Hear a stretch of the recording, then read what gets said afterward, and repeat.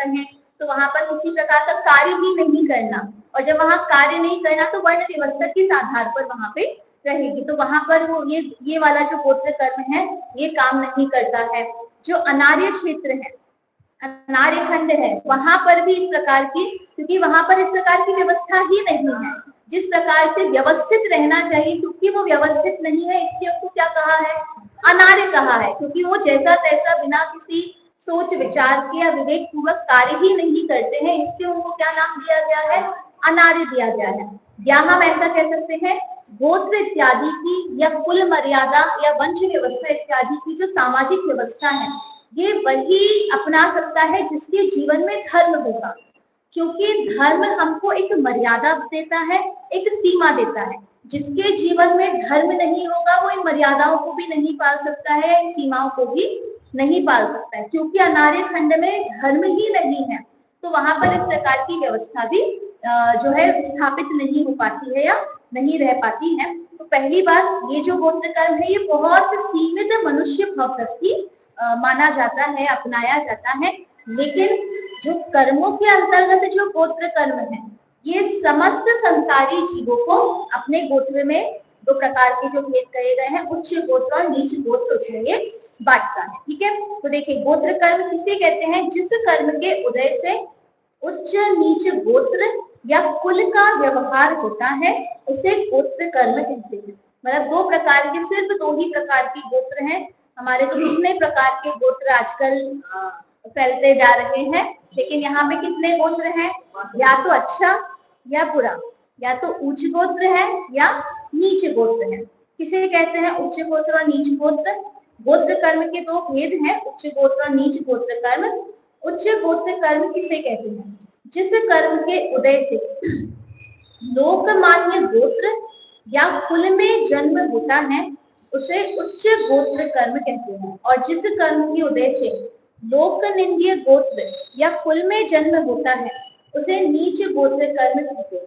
अब अगर हम चार गतियों की अपेक्षा से समझें तो चार गति में हमें लगता है मनुष्य और देव ये किस गोत्र में आ जाएंगे, उच्च गोत्र में आ जाएंगे, और नारकी और तिर्यंच किस में आ जाएंगे, नीच गोत्र के अंतर्गत में आ जाते हैं। लेकिन ऐसा नहीं है, मनुष्यों में भी उच्च गोत्र है और नीच गोत्र है, देवों में भी उच्च गोत्र और नीच गोत्र है, तिर्यंचों में भी उच्च गोत्र और नीच गोत्र है, और नारकियों में है क्या, नारकियों में मुख्यतः से नीच गोत्र श्रेणी में माने जाते हैं। मतलब वहां पे, क्योंकि वहां पे इस प्रकार का कुछ है ही नहीं, सब एक ही प्रकार के हैं, तो वहां पे उच्च गोत्र और उच्च और नीच गोत्र का कोई व्यवहार या भेद नहीं बैठता है। लेकिन अन्य की जो तीन गतियां हैं, अन्य जो तीन गतियां हैं उनमें उच्च गोत्र और नीच गोत्र आता है।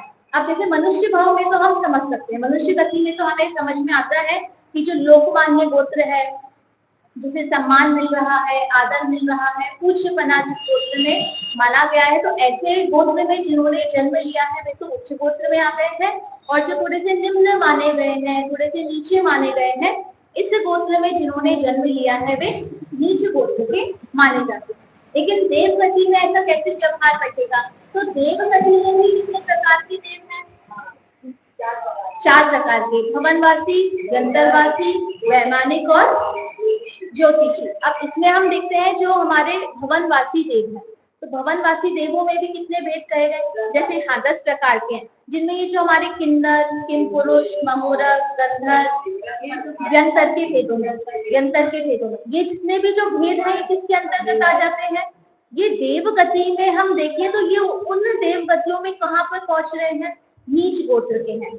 मनुष्यों की अपेक्षा तो ये व्यंतर जो है वो ऊंचे हैं, मनुष्यों की अपेक्षा से अगर हम देखेंगे तो व्यंतर भी कौन है, देव ही है, लेकिन वे अगर देव गति के माध्यम से उनका विभाजन किया जाए या उनको देखा जाए कि ऊंचे गोत्र के हैं या नीचे गोत्र के हैं, तो वैमानिक देवों की अपेक्षा से तो कैसे माने जाएंगे, नीच गोत्र के माने जाएंगे। जो भवनवासी देव हैं, तो भवनवासियों में भी जो असुर कुमार जाति के जो देव हमारे पाए जाते हैं, जो नरक में जाकर लड़ाई वगैरह कराते हैं, तो उनकी अपेक्षा ये वाले देव भी किससे माने जाएंगे, नीच गोत्र वाले माने जाएंगे।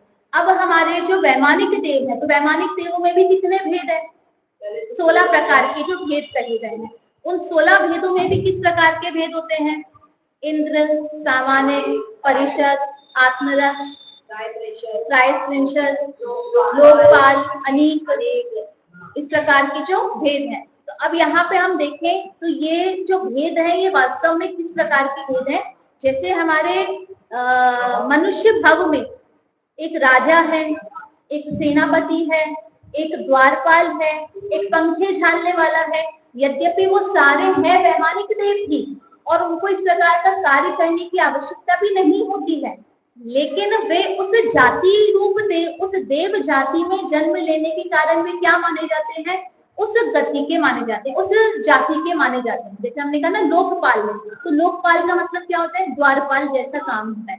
यद्यपि वहां पे इस प्रकार की रक्षा करने का कोई कार्य नहीं है, वहां पर कोई आक्रमण नहीं होता है, वहां पर किसी की भोग संपदा आप चुरा नहीं सकते हैं, कम नहीं कर सकते हैं। तो वहां पर ऐसे द्वारपाल इत्यादि की व्यवस्था चाहिए है क्या, कि नहीं चाहिए। लेकिन जैसा कर्म किया होता है उस अपेक्षा से उन्होंने अन्य मतलब उसी देव विमान में, एक देव उनके ऊंचे पद में है और दूसरे देव उनसे नीचे पद में है। तो वहां पे उनको कार्य वैसा नहीं करना है, लेकिन उस जाति के वे माने जाते हैं। जैसे अगर हम यहाँ पर भी सामान्य रूप से देखें कि अगर कोई निम्न जाति का हो तो जरूरी नहीं है कि सारे निम्न जाति के वही साफ सफाई वाला कार्य कर ही रहे हैं, आवश्यक नहीं है। बहुत से अब पढ़ने लिखने लगे हैं, आगे बढ़ने लगे हैं, अच्छी बड़ी बड़ी पोस्ट पर जाने लगे हैं, लेकिन फिर हाँ बिल्कुल, लेकिन फिर भी माने क्या जाते हैं, नीच गोत्र के माने जाते हैं। चाहे काम कितना भी बड़ा कर रहे हो, लेकिन कहने में तो क्या आएगा कि नीच गोत्र के, जबकि वो वैसा कार्य नहीं कर रहे हैं तब भी। उसी प्रकार से उन विमानों में भी वे जो देव हैं, यद्यपि उनको वैसा कार्य नहीं करना पड़ रहा है, लेकिन फिर भी वे क्या माने जाते हैं, ये लोकपाल जाति के हैं, ये परिषद जाति के। परिषद होते हैं जो हमारी सभा लगती है, उसमें जो मंत्री इत्यादि होते हैं वो परिषद जाति के होते हैं। आत्मरक्ष कौन से होते हैं, जैसे मान लो उन देवों के जो मुख्य इंद्र हैं, उन इंद्रों के क्या है, वो अंगरक्षक जैसे समझ लीजिए, हाँ बॉडी गार्ड जैसे। अब वहां पे बॉडी गार्ड की आवश्यकता है क्या, कि नहीं है। क्यों नहीं है, क्योंकि वहां पे इस प्रकार का मरण ही नहीं देखा जाता है, वहां पे जो शरीर है उस प्रकार का उसको घात ही नहीं होता है, लेकिन फिर भी वे क्या माने जाते हैं, आत्मरक्ष जाति के देव माने गए हैं। तो इस प्रकार से देवों में भी अगर हम देखें तो वहां पर भी उच्च गोत्र और नीच गोत्र का जो व्यवहार है वह बैठता है। मनुष्यों में तो हमने समझा ही है कि उच्च गोत्र और नीच गोत्र किस प्रकार से होता है। तिर्यंचों में भी अगर हम समझें तो तिर्यंचों में किस प्रकार से होता है, जो अच्छे भाव वाले जो जीव कहे गए हैं, जैसे हमारी गाय हो गई, घोड़ा हो गया, हाँ जो ऐसे हम सामान्य समझे शाकाहारी, मंद कषाई वाले जो शाकाहारी प्रकार के जो जीव होते हैं, उनको किस में लिया जाता है, उच्च गोत्र में। उसमें भी हम समझे संगी पंचेंद्रिय वाले जो तिर्यंच होते हैं वो किसके अंतर्गत आते हैं, वो उच्च गोत्र के अंतर्गत आते हैं। अब हमारे क्योंकि ये तो सभी तिर्यंच गति में आ रहे हैं, स्थावर जीव जो है, 1 इंद्रिय 2 इंद्रिय 3 इंद्रिय, तो ये सारे किसके अंतर्गत चले जाते हैं, ये नीच गोत्र के अंतर्गत चले जाते हैं। वैसे कहीं ऐसे शास्त्रों में मुझे पढ़ने में कहीं नहीं आया है कि तिर्यंचों में कौन कौन नीच गोत्र के अंतर्गत आ रहा है या उच्च गोत्र के अंतर्गत आ रहा है, लेकिन हम अपनी बुद्धि का प्रयोग करें तो ऐसा ही एक समझ में आता है कि जो इस प्रकार के मंद कषाई अच्छे भाव वाले संगी पंचेंद्रिय जीव है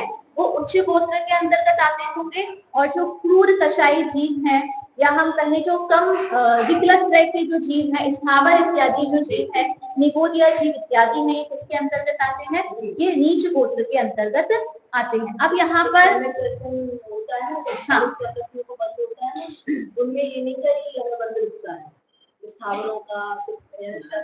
हाँ हाँ बिल्कुल इनका ही रुकता है। तो हम समझ पंचेंद्रिय का नहीं रुकता।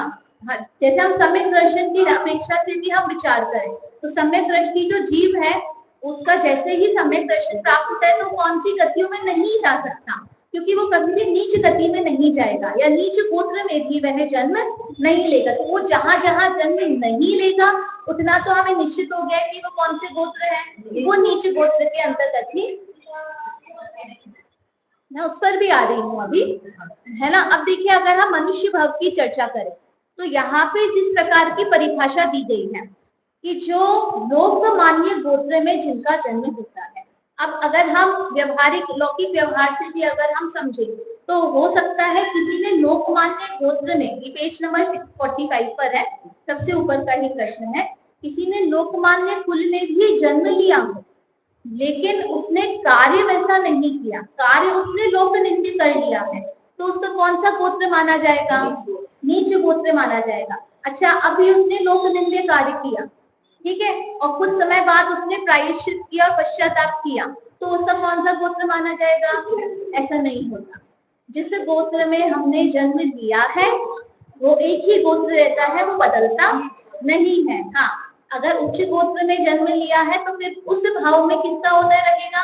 उच्च गोत्र का ही उदय रहेगा। और नीच गोत्र में जन्म लिया है तो नीच गोत्र का। इसी से हम समझ सकते हैं कि उसने लोकमान्य कार्य किया है, परंतु जीवन पर्यंत तो क्या माना जाएगा कि ये इसी जाति का है, इसी हाँ, उदय तो चाहे, हाँ, वो अलग प्रशंसा होना, आदर प्राप्त होना, वो नाम कर्म के अंतर्गत भी हम उसको ले सकते हैं, लेकिन उसका गोत्र बदल नहीं सकता। और ये तो लौकिक व्यवहार में भी हम देखिए, जिसने जिसमें जन्म लिया है उसके गोत्र को किसी भी प्रकार से बदला नहीं जा सकता है। अच्छा, अगर किसी ने धर्म परिवर्तन कर लिया तो गोत्र बदला क्या? कि नहीं बदला। क्यों? क्योंकि उसके अंदर जो रज है, जो वीर है, जो रक्त है, जो उसके माता पिता से उसको प्राप्त हुआ है, डीएनए जो है, क्या हम उसको बदल सकते हैं?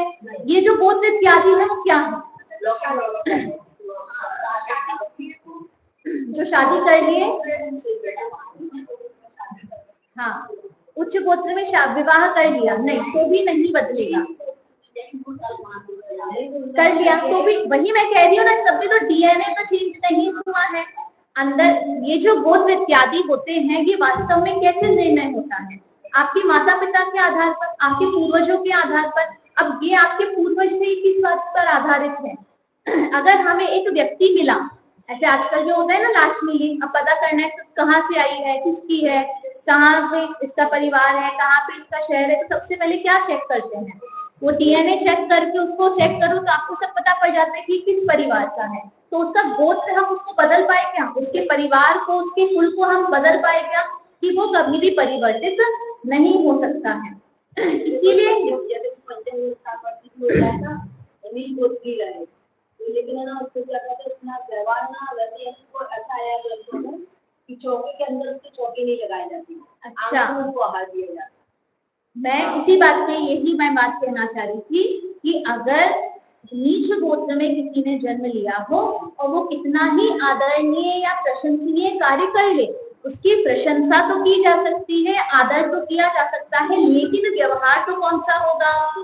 हाँ, वो नहीं बन सकता, पंचम पुरुष स्थान तक ही जा सकते हैं। बिल्कुल, तो इसीलिए ये बात तो एक निर्णीत है कि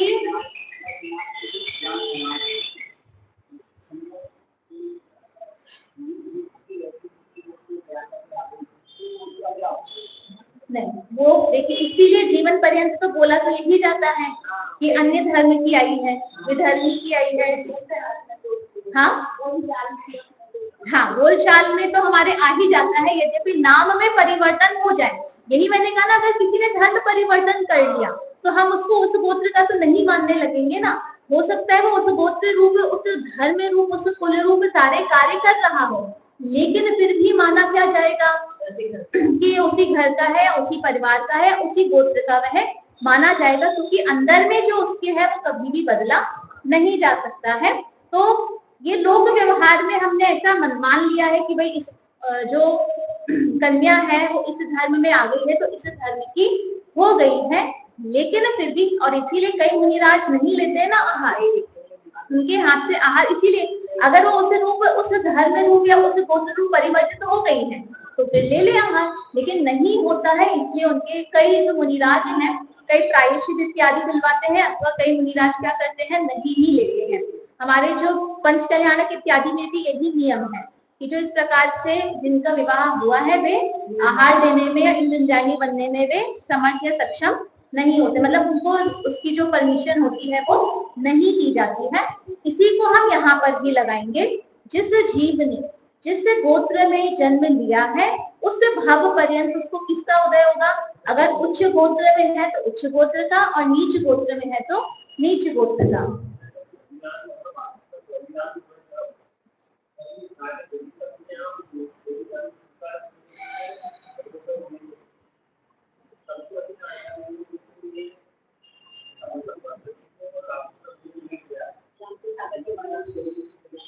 बिल्कुल बिल्कुल।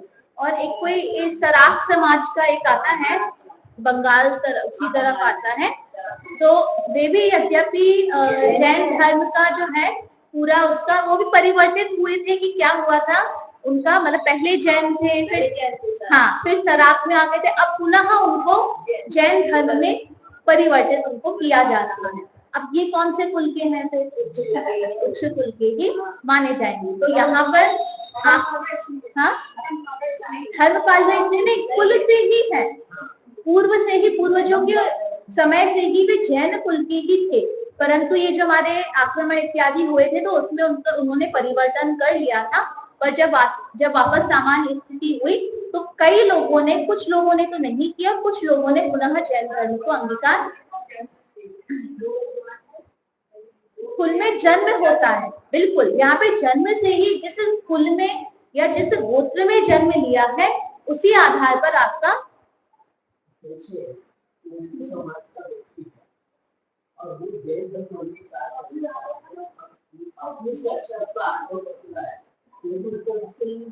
हाँ यही कहना चाह रहे हैं, इस भाव में जिस कुल में उन्होंने जन्म लिया है जीवन पर्यंत उसी कुल का। अब ये जो आपने प्रश्न किया कि एक कोई अन्य धर्म का व्यक्ति था, उसने जैन कुल में आया, मतलब परिवर्तन किया और सामान्य जैनों से भी अच्छा जैन धर्म का पालन कर रहा है, लेकिन तब भी उसका गोत्र या कुल तो विधर्मी का ही माना जाएगा। उसका जैन धर्म पालन करना आदरणीय हो सकता है, प्रशंसनीय हो सकता है, अनुकरणीय हो सकता है, अनुमोदनीय हो सकता है, लेकिन उसके माध्यम से उसका जो नाम है या कुल इत्यादि है वह परिवर्तित नहीं होता है। ये होगा कि इस भाव में जब उसने इस प्रकार का कार्य किया है तो अगले भाव में उसको उच्च गोत्र की प्राप्ति, जैन कुल की प्राप्ति उसको अवश्य होगी ही होगी, लेकिन इसमें तो पूर्व भाव का जो कर्म किया है वो तो इस भाव में उदय उसके आगे रहेगा, क्योंकि ये जो कर्म होते हैं इनको काटा नहीं जा सकता। आयु कर्म हो गया, गोत्र कर्म हो गया, नाम कर्म हो गया, आपने जो बांध लिया है अब वो उदय में आके आता ही आता है, उसको फिर परिवर्तित नहीं किया जा सकता है। तो उच्च गोत्र में जन्म लिया है तो उच्च गोत्र के है, नीच गोत्र में जन्म लिया है तो नीच गोत्र के है, लेकिन इसमें इतना अवश्य मानना चाहिए कि यहाँ पे जो परिभाषा दी है लोकमान्य कुल में जन्म लिया है, लेकिन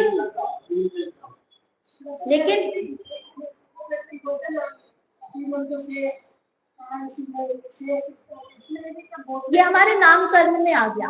हाँ वहाँ पे ये जो यश कीर्ति दान देते हैं, हाँ तो ये हमारे नाम कर्म में वो इसीलिए इसको हम उसको हम गोत्र कर्म के अंतर्गत इसलिए नहीं लेंगे क्योंकि इसकी समय सीमा सीमित होती है, उपाधियां हैं और जरूरी नहीं है कि जन्म से लेके मरण पर्यंत तक आपके पास हो ही। अभी है, हो सकता है अंतिम समय में नहीं हो, या अभी जन्म से लेकर बहुत समय, जीवन के पूरे समय तो नहीं थी, अंतिम समय में या कुछ समय के लिए ही आपके पास उपाधियां हो या उस प्रकार का सम्मान या पद आपको प्राप्त हुआ हो, तो इसलिए उनको गोत्र के अंतर्गत नहीं लिया जा सकता। अब इसमें एक और बात ये समझने योग्य है कि मान लीजिए हमने लोकमान्य कुल में जन्म लिया लेकिन कार्य हम लोक निंदी कर रहे हैं, तो निश्चित रूप से अगले भाव के लिए हम नीच गोत्र का बंध हम कर रहे हैं। और अभी हमने लोक निंदी कुल में जन्म लिया परंतु कार्य हम प्रशंसनीय और लोकमान्य के समान कर रहे हैं, तो निश्चित रूप से अगले भाव के लिए हम उच्च गोत्र का बंध हम कर रहे हैं। परंतु अभी वर्तमान में जिस गोत्र का उदय आ रहा है वो हमारे पूर्वबद्ध कर्मों का उदय है और उसको काटा नहीं जा सकता, उसको परिवर्तित नहीं किया जा सकता है, उसको तो उस भाव में उस भाव पर्यंत, जैसे आप मनुष्य भाव में आए, मनुष्य गति है तो उसको बदल के तिर्यंश गति कर सकते हैं क्या? नरक गति कर सकते हैं, देव गति कर सकते हैं? नहीं, आपने जो बांधा है वो तो आपको भोगना ही पड़ेगा। जैसा शरीर आपने प्राप्त किया है उसको आपको वैसा भोगना ही पड़ेगा। मनुष्य गति का है तो मनुष्य रूप, देव गति का तो देव रूप है। औदारिक इत्यादि शरीर को बदल सकते हैं क्या? कि वैक्रियक में हम कुछ अच्छे इतने उत्कृष्ट कार्य कर लें कि वैक्रियक शरीर में बदल दें, तो नहीं बदल सकते। अगले भाव के लिए अभी से तैयारी कर सकते हैं, लेकिन इस भाव में तो क्या होगा, वही भोगना पड़ेगा। वही काम किसका है? उच्च गोत्र और नीच गोत्र का। उच्च गोत्र में आया है तो उस भाव पर्यंत उसको ही, बिल्कुल, जो हमारे आघाती कर्म है, जो शरीर से आधारित जितने भी जो हमारे कर्म है, उनको किसी भी प्रकार से बदला नहीं जा सकता है। चलिए अब यहाँ पर हम देखते हैं उच्च गोत्र और नीच गोत्र का बंध किस प्रकार से होता है।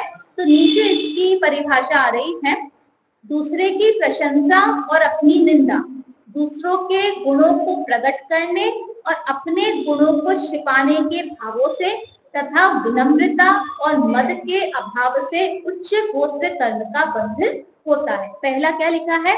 दूसरे की प्रशंसा और अपनी निंदा।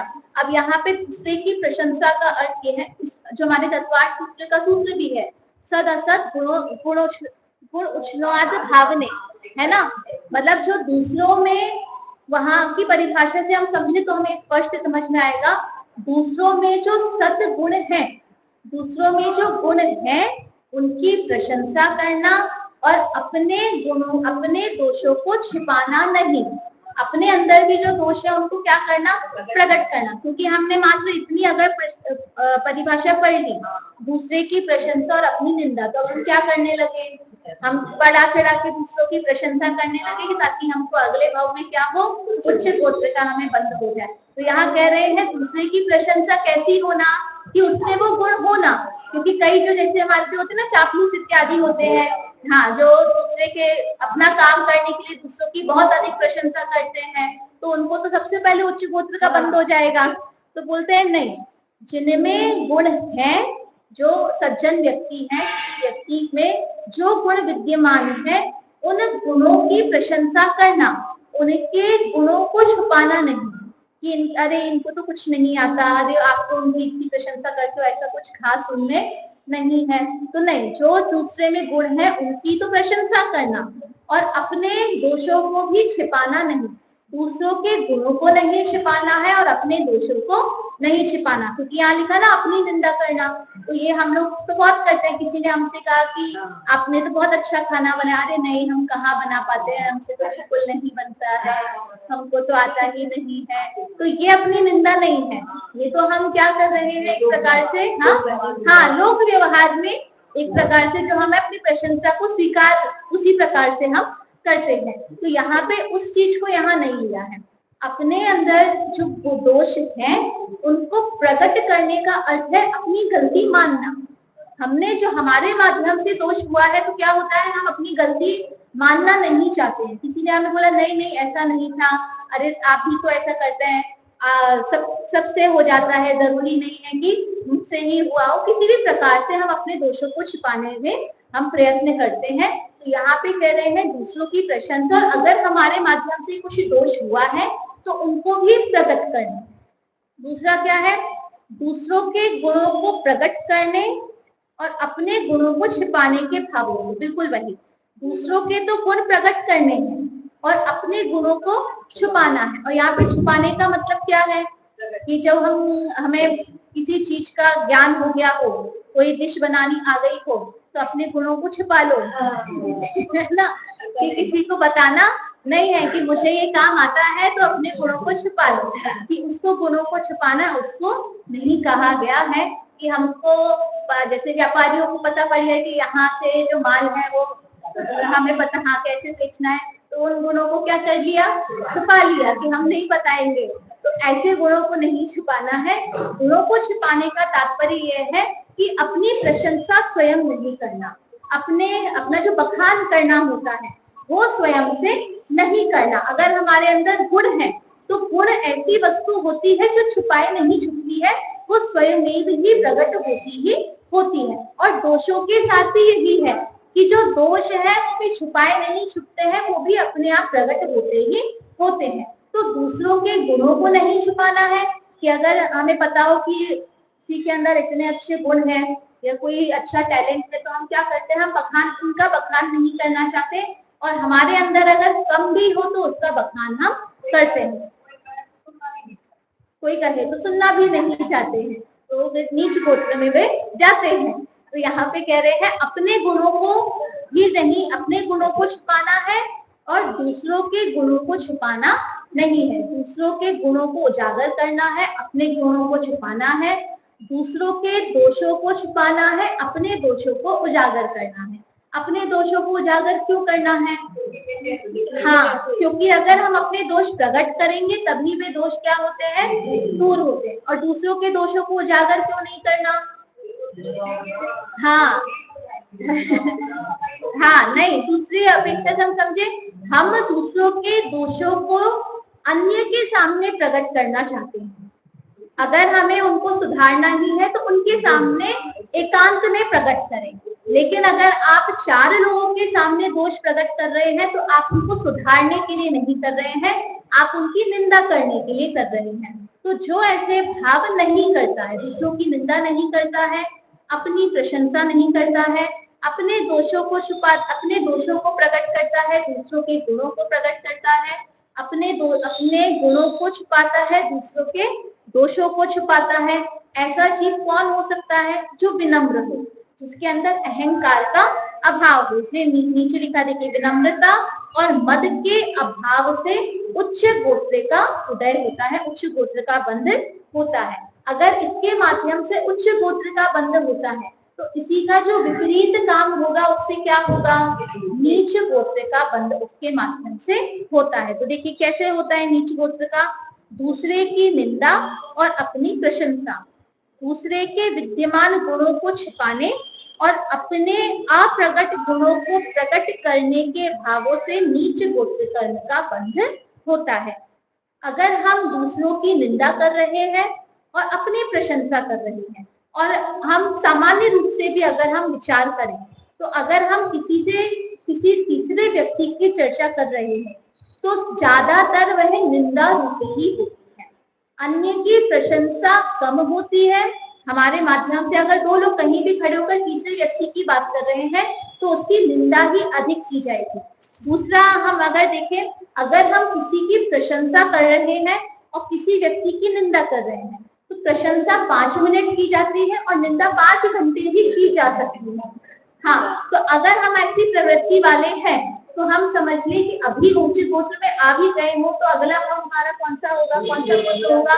बिल्कुल नीच गोत्र का ही होगा। तो अगर हम दूसरों की निंदा कर रहे हैं और अपनी प्रशंसा कर रहे हैं, अगर हम जो सामने वाले व्यक्ति में गुण है उनको तो छुपा रहे हैं और जो गुण हमारे में है नहीं उनको क्या कर रहे हैं? प्रकट कर रहे हैं। जो सामने वाले व्यक्ति में दोष नहीं है उनको प्रकट कर रहे हैं और हमारे अंदर जो दोष है उनको हम छुपा रहे हैं। तो निश्चित रूप से हम क्या कर रहे हैं? नीच गोत्र का हम बंध हम कर रहे हैं। अब हम सब स्वयं अपने मन में ये विचार करने योग्य बातें हैं।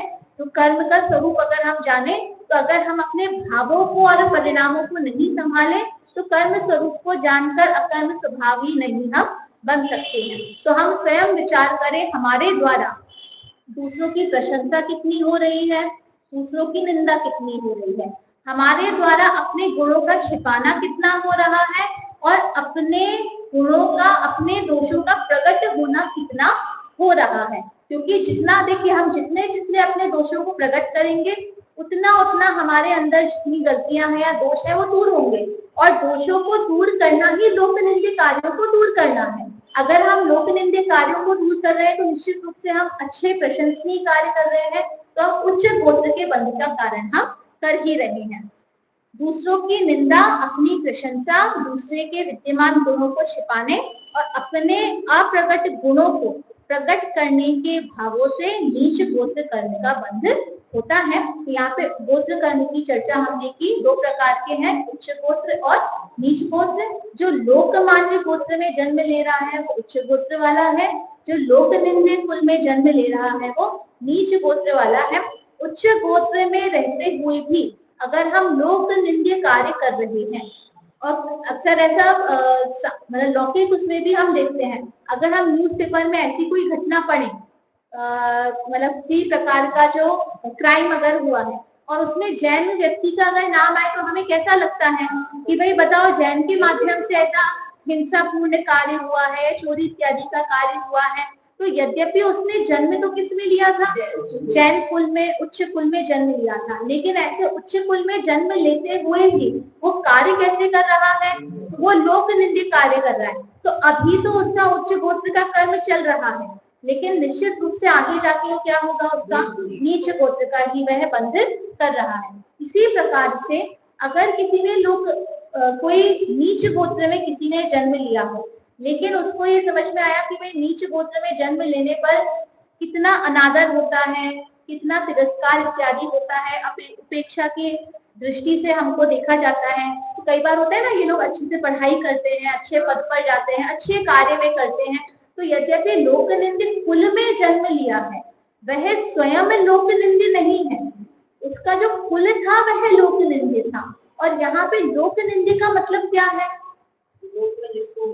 हाँ, मतलब उनकी निंदा करने का मतलब ये नहीं है कि उनको निरंतर उनकी निंदा ही की जा रही थी। लोक निंदा का मतलब है वे निम्न जाति के, उनको अन्य उच्च गोत्र वालों से उनको नीचे रखा गया है, उसको ही यहाँ पे क्या कहा गया है, लोक निंदे उसको कहा गया है। मतलब अगर हम कहें वो निंदनीय कार्य ही होता तो फिर तो हमारे पूरे में सब गंदगी ही गंदगी हो जाती। तो वे जो अपना कार्य कर रहे हैं वे तो सही कर रहे हैं, लेकिन अच्छे कार्यों की अपेक्षा से, जो लोक मान्य कार्य है उनकी अपेक्षा से, या जो बड़े पद है उनकी अपेक्षा से वो कार्य कैसे है, निम्न है। इस अपेक्षा से उसे लोक निंदे उसको कहा गया है, क्योंकि जो कार्य वे कर रहे हैं या जो भी कार्य किया जाता है, तो कार्य तो कोई भी निंदनीय कार्य तो कोई भी नहीं है, क्योंकि हर कार्य का अपना महत्व है। अगर कहें कि भाई ये निंदनीय कार्य है, 4 वर्णों की अपेक्षा से, जैसे हम कहें कि अगर ये निंदनीय कार्य है, साफ सफाई का काम निंदनीय कार्य है, तो फिर कौन करेगा, वो जो काम कर रहे हैं वे तो अपना काम सही कर रहे हैं, परंतु अन्य ऊंचे कार्यों की अपेक्षा से वह कार्य कैसा है, निम्न है। इस अपेक्षा से, हाँ बिल्कुल, अल्प बुद्धि वालों को ही उसमें रखा गया था, इसीलिए तो इस अपेक्षा से उनको लोक निंद्य कहा गया है।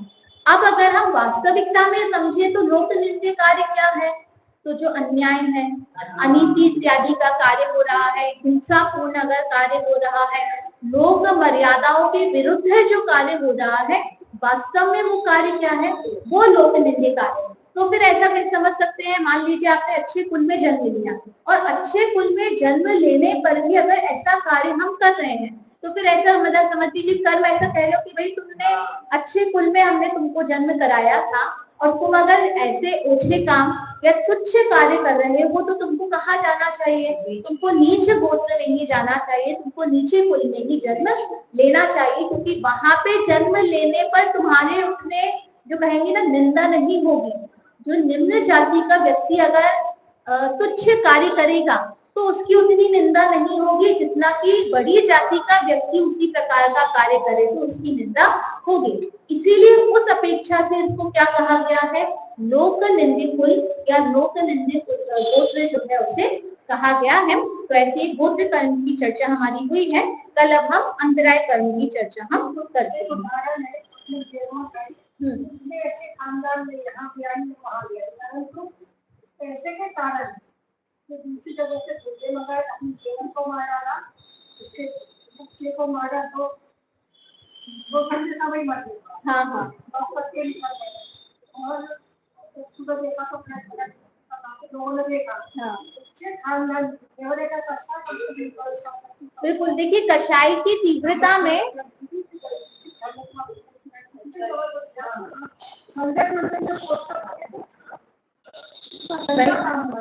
अच्छा, अब देखिए ऐसा तो ये जो